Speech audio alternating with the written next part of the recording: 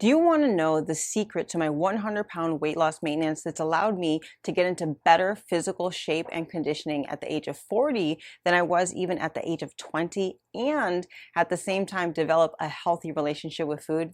Hey there, friends. We are officially entering the second month of 2024, and right around now is when people are notoriously starting to fall off their health kick that they started just a few weeks ago. In fact, I read that an estimated 45% of people have already called it quit on their health goals by now. As you all know, I'm pretty darn transparent about my ongoing health journey. My personal journey, combined with my professional and hands-on experience coaching others towards their goals, has taught me invaluable lessons about long-term sustainable health and fitness solutions. And I'm excited to share one critical nugget that transformed my approach to living, hoping it'll light up your path too. You see, during my consultations, I often encounter people with super vague aspirations for their health and fitness goals. They say things like, I want to be healthier, happier, thinner, fitter, more toned. Now, while these statements hint at desires, they honestly lack the clarity and precision required for a robust plan of action to be created. And as a result of these overly vague health goals, people kind of just like haphazardly throw together advice from all corners of the stratosphere. You know, some of what you may have read in a magazine or a blog or watched on the internet. Perhaps you tried your best friend or your coworker's diet. Maybe you have a cousin who's a trainer and is offering advice. And I'm sure your physician has also put in his or her 2 cents. And so you throw together all these things that you've heard you're supposed to do if you want results, and you cross your fingers hoping for progress, yet without clear direction. It's like driving to a destination you've never been to without a map or GPS to guide you. Like, how can you navigate successfully without like a crystal clear destination? And the craziest part is that when people fail to see results, or they do this slow, insidious backslide after having temporarily achieved results with whatever quick fix band-aid approach they were sold, a lot of people really end up blaming themselves for the lack of progress, because to them it's a perceived failure. But what they don't realize is that's what happens when you execute on a cookie cutter or haphazardly developed plan. These plans were not created with your specific goals, your specific food preferences, your time constraints, and your lifestyle demands in mind. If you manage to get some results, they're going to be very short-lived at best.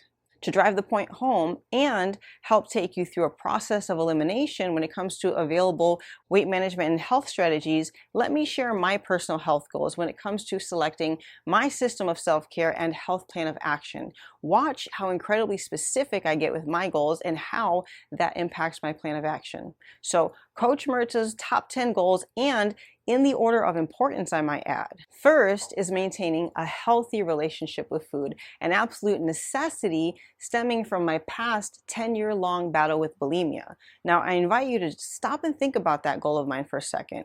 If eating behavior is a spectrum, and it can be, where do you fall on the spectrum?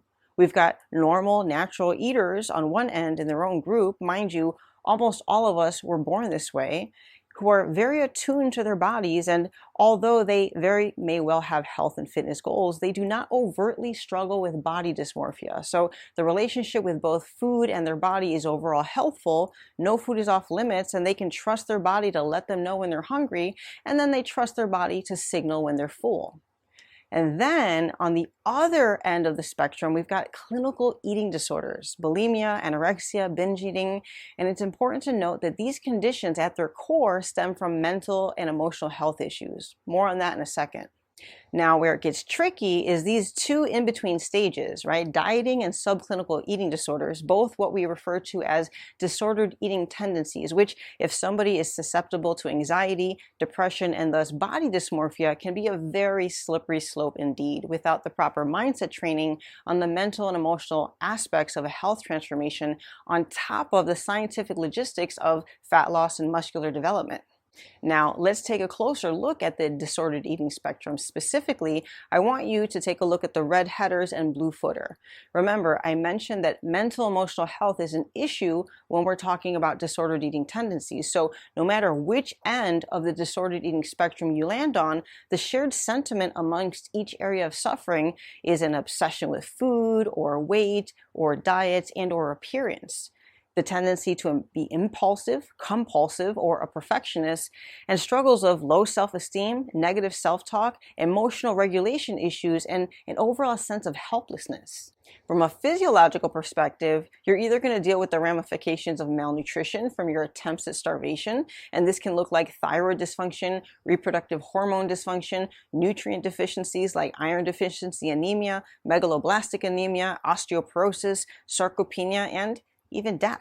Or if you find yourself on the other end of the spectrum, well, then we're talking about metabolic diseases like type 2 diabetes, cardiovascular disease, non-alcoholic fatty liver disease, high blood pressure, kidney disease, Alzheimer's, dementia, lifestyle-related cancers, etc.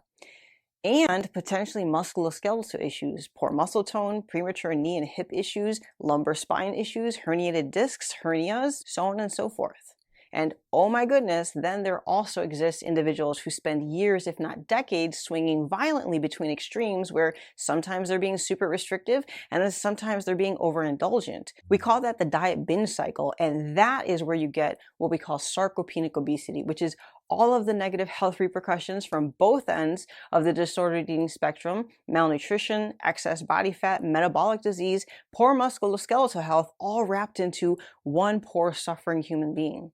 Guys, at one point, I had such a distorted view of my body and food that I not only used to intentionally deprive myself of food at times, so I've certainly existed on this end before, but then when I would allow myself to eat, I would literally purge immediately afterwards or try to exercise the mistakes away because that's how unworthy I felt of myself.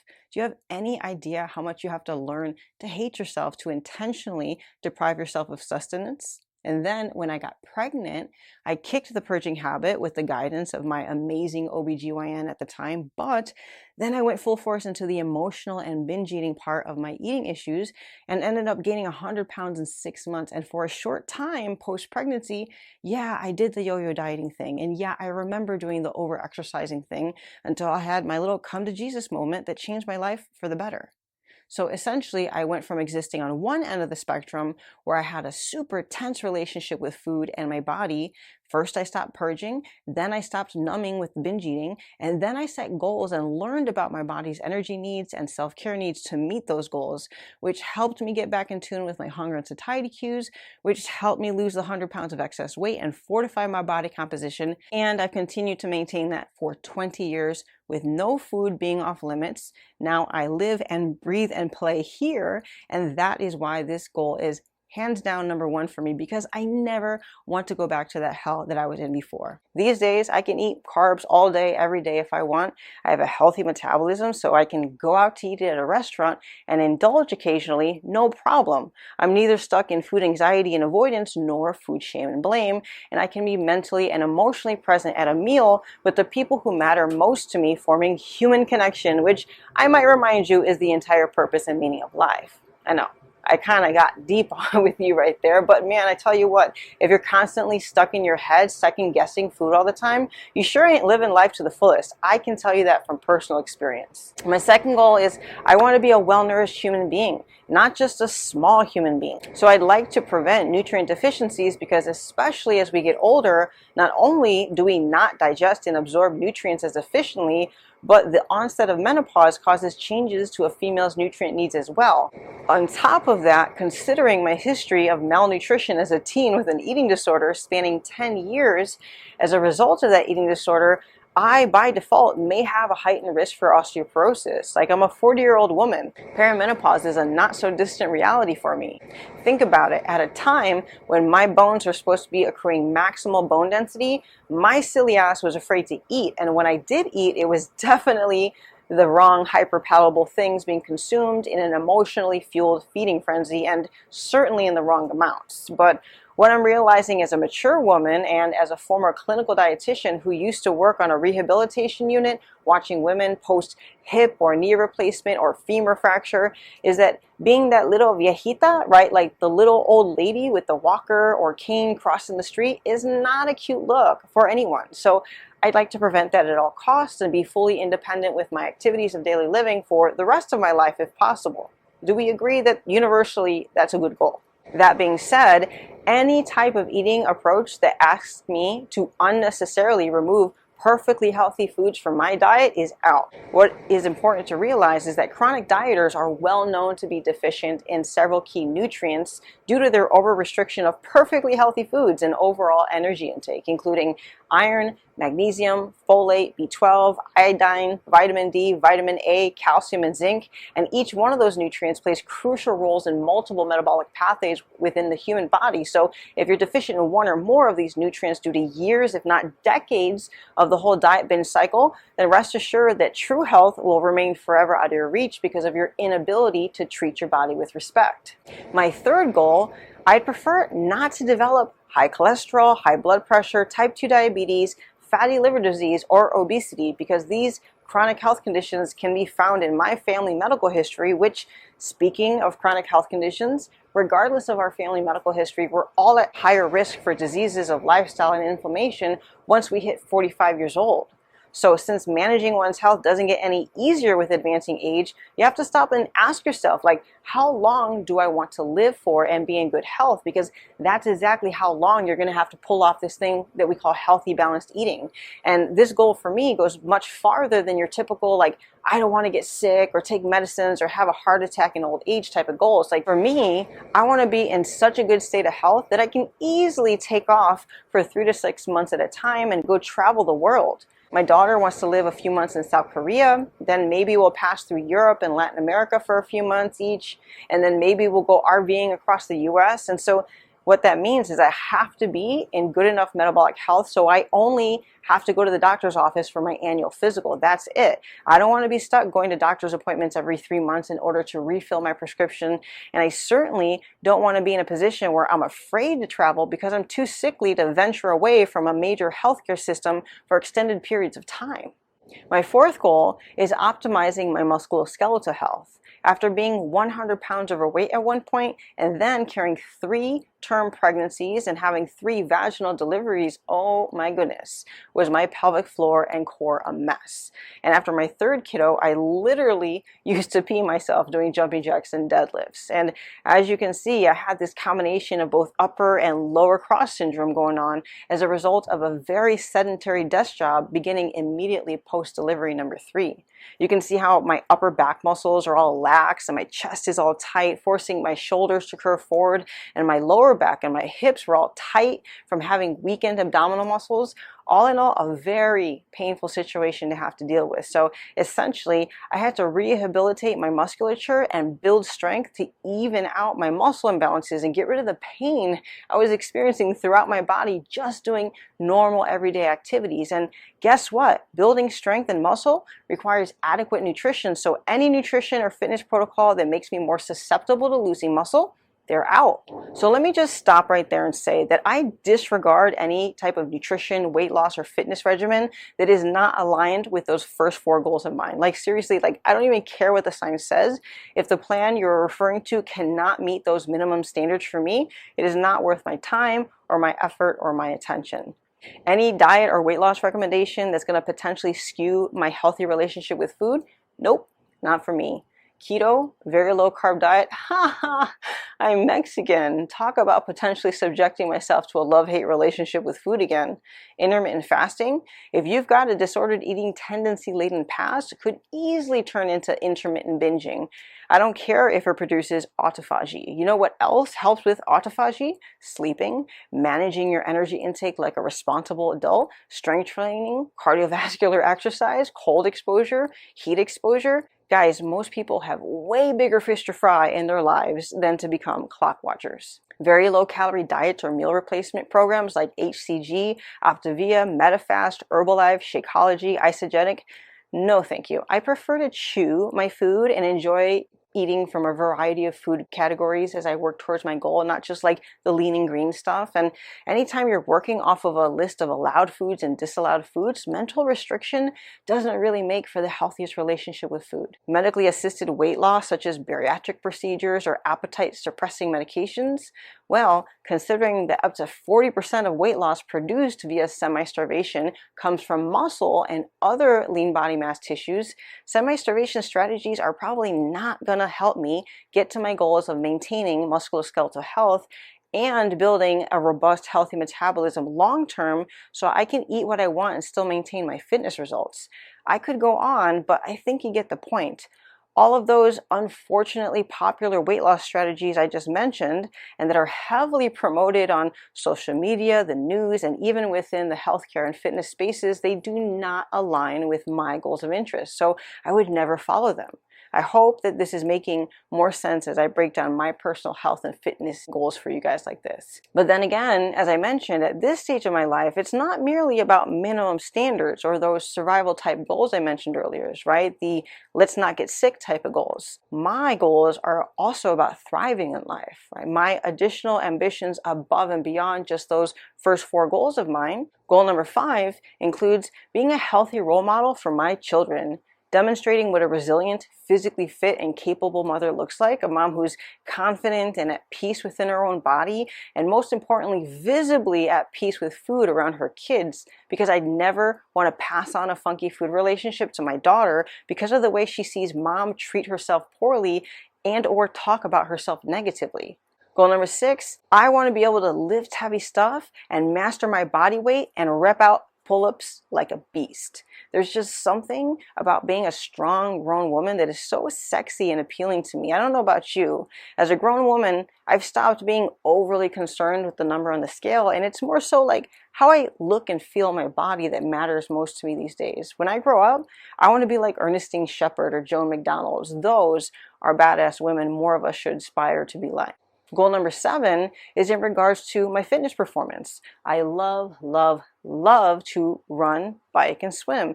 And every once in a while, I've been known to put them together and do these things called triathlons. I'll actually be doing at least one in 2024. And this might be a little bit of my ego shining through, but when I do an endurance event, I'd like to see myself place top 5% of all females and at least top 3% of females within my age group, right? I don't have to win. I mean, it'd be pretty cool and all, but I just want to know I can hang with the best of them. Goal number 8 is I'd love to be the matriarch of my family tree one day. Like, is anybody else thinking that far ahead with their goals?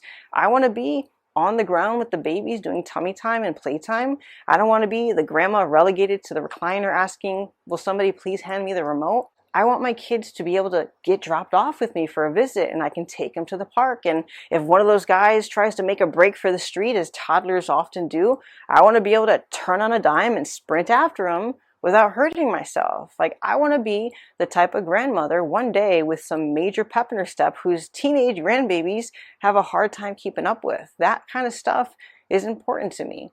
If I'm thinking that far ahead in life, whatever plan of action I go with for my health has to allow me to be consistent for the long haul. I can't be doing this yo-yo dieting stuff. That's not going to work for my health and fitness goals. And finally, yes, goal number 10, everybody and their mother would like to feel more confident in their clothes and look just a little bit better naked. And if we're all being honest with ourselves, yes, vanity plays at least a small role in our motivation to take good care of ourselves. But did you see how detailed I just got with my personal goals? And do you notice how if I'm not successful with goals 1 through 4, I'm going to have a really hard time making goals 5 through 10 happen. 99% of people that I talk to every day during my consultation calls have never taken the time to develop that level of clarity around their personal health and fitness goals. And as a result, they repeatedly live their lives in a state of what I like to call shiny object syndrome, where they easily get swayed by the wow factor of other people's goals versus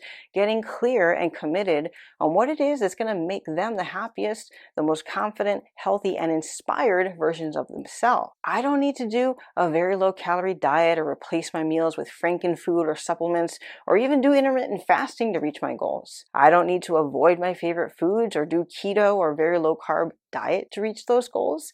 In fact, doing any of the above would probably be shooting myself in the foot when it comes to my fitness performance. I don't need to train like a pro bodybuilder or a pro powerlifter to reach my personal health and fitness goals. In fact, only incorporating heavy lifting and not incorporating hybrid training would probably make me a less efficient runner, biker, swimmer, and probably a less nimble dancer. I don't need to work out 5, 6, 7 days per week to achieve my goals. Most weeks of the year, I'm just doing 4 structured strength training days per week, and then I incorporate what we call active recovery: yoga, walking, dancing. Those activities that get your blood flowing and, loosen up the joints and that make your soul feel good.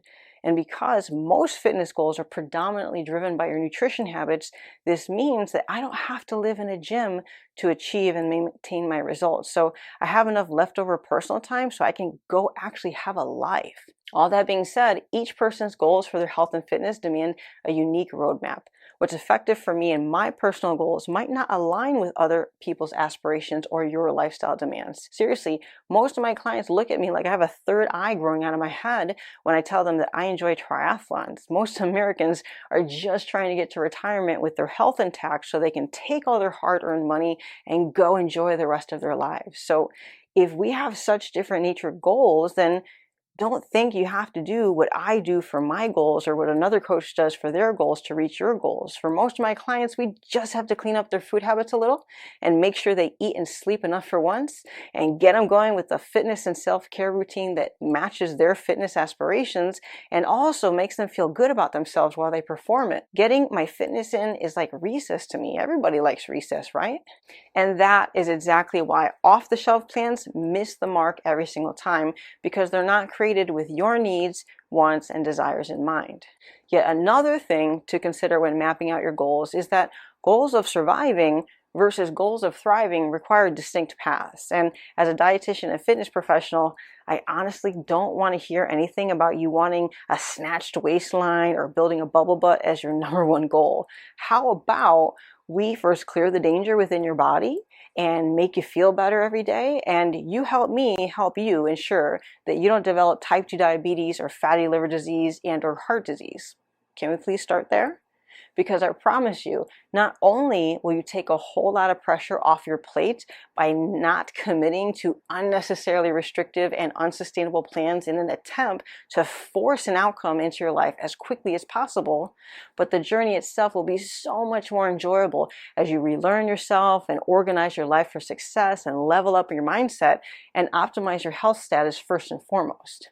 And then we can talk all day about your physique goals. I promise you, I got you there. But the plan or program you end up choosing to execute this next go round for your health and fitness goals should harmonize with your desires for your health outcomes, your lifestyle, your work demands, your finances, and your dynamic family needs. If a program feels unsustainable and overwhelming in the first few weeks, it's probably not aligning with one or more of your long-term goals. Because remember, sustainability of measurable results is the ultimate health goal. So again, historically, January is when a whole bunch of Americans are attempting their annual health kick again, and by February, unfortunately, most Americans have already decided to call it quits, and for weeks or even months to come, they'll get all stuck in their heads talking trash to themselves again about how they're a failure and not motivated enough or not disciplined enough or they must not want it bad enough. All that shame and blame society throws at people, so on and so forth. So here's the tip. Don't do that silly shit this year. Instead, I want you to get crystal clear on whose goals? Your goals. Craft a plan that deeply resonates with your life, something that goes beyond a simple weight loss or physique goal, because that's the gateway to lasting health. Don't settle for somebody else's goals. Your health journey deserves the bespoke success that's uniquely yours. That being said, here's a little exercise for you. Take a moment to jot down your health and fitness goals with the utmost clarity. Break them down into specific, measurable, achievable, relevant, and time-bound targets, right? SMART goals, as they say. Then write down everything and anything that you have ever tried to lose weight or get healthier. Then make your comparison. Was there ever a shot at you getting to your long-term goals with any of these half-baked cookie-cutter approaches of your past? Spoiler alert, if you still have an active weight management, health, or fitness goals, most of the time the answer here is going to be no. Okay, so now that you're crystal clear of what hasn't worked, don't do that silly stuff again. Do something else this time if you want a different outcome. When you're crystal clear on what you want, the path forward becomes crystal clear too. So here's to your health journey. May it be vivid, intentional, and truly transformative. And after doing this exercise for yourself, if you're still stuck and you can't get yourself to act in your best interest, well, that's when you know it's time to reach out for professional help, right? A good coach is going to help you turn years into months by serving as your health, mindset, and self-care GPS. We take your unique health goals and we calculate the most expedited and sustainable path to get to your final destination. And we will even reroute you when you've gotten yourself detoured so that you still make it to your goals in a respectable amount of time. Because sometimes knowing what I'm supposed to do isn't quite enough, right? Some people want, need, and would benefit from a firm, loving push from that person who's going to keep it 100% with you at all times. And so if you know that's you, let's chat. Thanks for tuning in, everybody. If you learned something valuable today, do me a favor and bless somebody else that you know who's working on their health goals. Share this information with them so they can think twice before disrespecting their body this year with another cookie cutter diet. And please share with me in the comments what your biggest takeaways and or questions are so I can keep bringing you guys valuable information.